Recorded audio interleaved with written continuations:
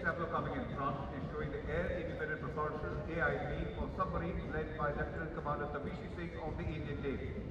AIP is an advanced technology developed by DRDO, a silent power source to propel the naval submarines when submerged.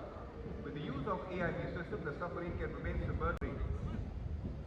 Ladies and gentlemen, you can now witness a smart, well turned out and synchronized contingent marching in front of you are the sentinels of our seas, the Indian Coast Guard, always ready, relevant and responsive, led by Deputy Commandant H.D. Majumdar on board MV Express Pearl of Sri Lanka.